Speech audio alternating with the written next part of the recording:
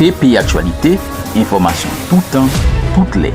Information tout temps, toutes les.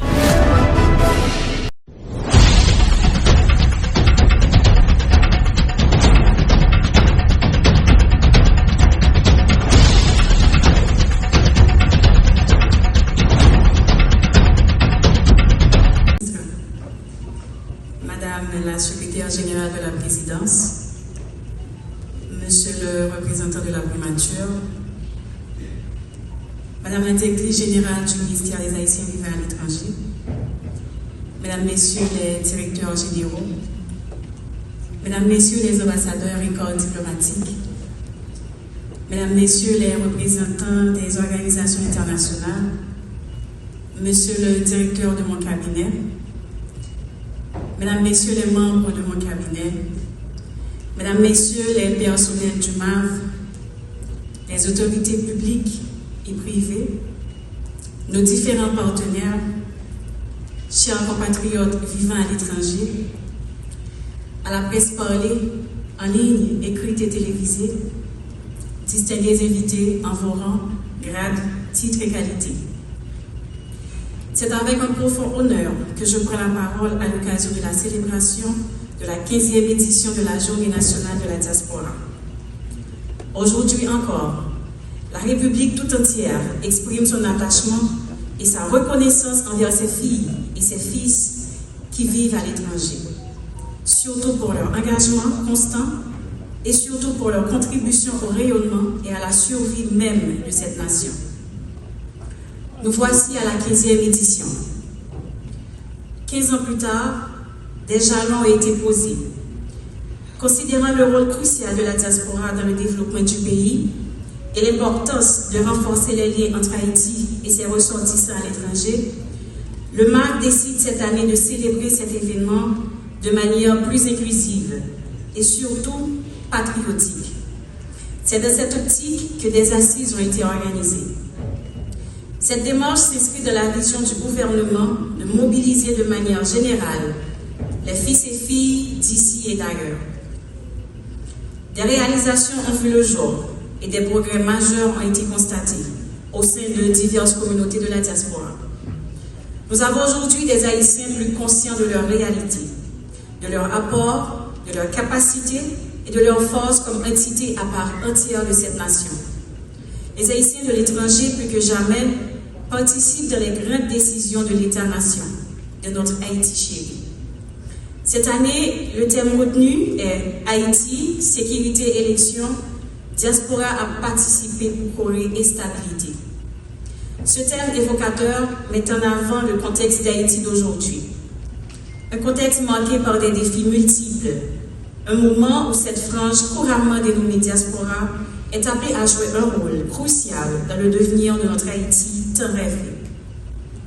Cette célébration revêt cette année une signification particulière. Elle s'inscrit dans une dynamique nouvelle, nourrie des échanges riches et constructifs qui ont marqué ces 2 journées d'assises que nous avons eues dans le Sud avec des représentants de différentes organisations de la diaspora. Frère Maxime Kilot-Podlo, thème choisi pour Anissa dans la 15e édition Journée nationale diaspora, c'est pas une parole qui n'a dit comme ça. Dans ce contexte, la place de notre diaspora devient plus qu'importante. Elle devient déterminante. Impérative parce qu'elle n'a jamais tourné le dos à la nation. Impérative parce qu'elle soutient notre économie.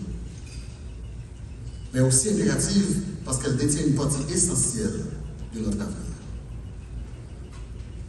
Mais qu'on le dise clairement, l'avenir d'Haïti ne sera pas remporté. Il sera construit par nous, avec vous. Oui, avec vous et avec nous. L'éducation a été sans aucun doute pour toute vision de transformation durable pour le pays d'Haïti. Sans éducation, pas de nation. Sans éducation, pas de souveraineté. Et sans éducation, nous n'avons pas de avenir. C'est peut-être ça. Fonds national d'éducation engagé chaque jour pour mobiliser les ressources et puis et structurer intervention pour mettre effectivement dans le service de l'éducation qui est plus accessible et plus bon qualité. Mais nous devons reconnaître tout, besoin de dépasser les capacités de ressources nationales. Et c'est là que la diaspora vient dans toute dimension. Besoin de c'est vrai. Ressources limitées, c'est vrai. Mais volontaire, et sans limite. Présenter dans 4 points montants, avec force, compétence, expérience, avec capacité d'investissement, diaspora, c'est un partenaire stratégique. Nous ne pouvons pas négliger. Il a déjà contribué en pile, mais je dis, il y a une nouvelle étape nécessaire. Nous ne sommes pas capables de rester dans la logique de transfert seulement. Nous devons entrer ensemble dans une logique d'investissement et structuré, engagement durable, et résultats mesurables dans le secteur de l'éducation. Ainsi, le Fonds national de l'éducation, conscient de cette réalité, et témoin de votre engagement constant, estime qu'il est aujourd'hui de son devoir de vous rendre des comptes. Rendre des comptes, c'est vous dire que les contributions issues de vos transferts, notamment le prélèvement de 1,50$ sur les transferts internationaux et les appels téléphoniques, ont ouvert une voie nouvelle pour nos enfants. Leur impact se fait sentir jusque dans les zones les plus reculées. Début 2019, le FNU a lancé la construction de 52 infrastructures scolaires dans 7 départements du pays. Beaucoup de ces établissements ont déjà été inaugurés et plusieurs autres sont prêts à l'être. Ces écoles sont équipées de mobilier scolaire adéquat et disposent d'espaces de jeu. Car derrière chaque école, il y a une promesse tenue. Une promesse rendue possible par l'effort de ceux d'ici et l'engagement de ceux d'ailleurs. À travers le programme spécial de gratuité de l'éducation, POSGAT, le FNE prend également en charge une contribution. À travers la Caraïbe, elle est assez importante. On a 5 bureaux en République dominicaine. Donc à Barahona, Higüey et à Santiago et également à la frontière d'Abon. Donc, et bien entendu à l'ambassade et à Santo Domingo.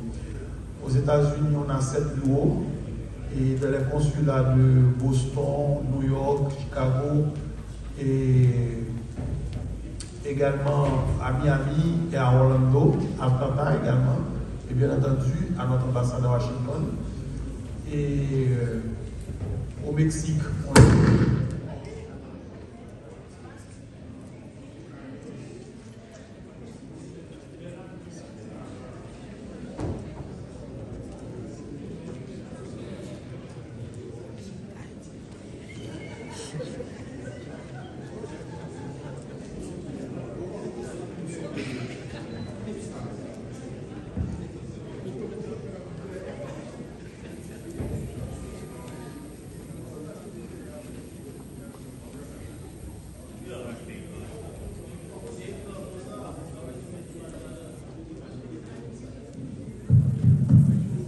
Oui, je disais que on est sur plusieurs pays. On a à notre ambassade à Mexico City et dans la prochaine mission qui va avoir lieu à Mexico, au Mexique, on ouvrira 2 autres bureaux à Tapachula et également à Tijuana.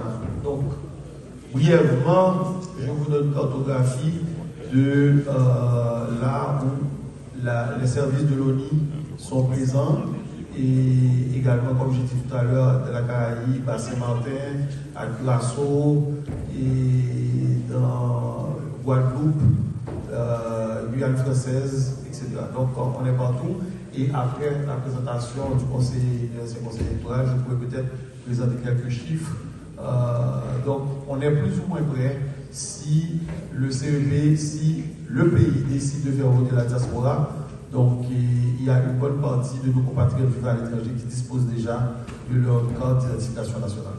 Ok, mais de façon concrète, avant de retrouver le conseil électoral, et diaspora, regardez-nous là. je dis, est-ce que il y a des difficultés pour rejoindre carte ça qui vraiment sont qui ne pas passer ça pour voter? Dans la pratique, est-ce que la logistique, côté technique, des difficultés à les mener unis, et comment ça? Dans le point côté pays, ça veut dire là. Le plus gros problème au Nil, il est toujours un problème logistique. Parce que l'impression quand la centralisée, donc quel que soit côté mounaya, il faut donner leur fait enregistrement, donner au vini pour presse. Et c'est pour presse dans le privé Cartio.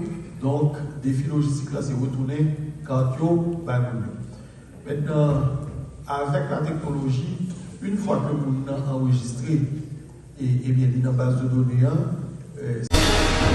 TPI Actualité, information tout temps, toutes les.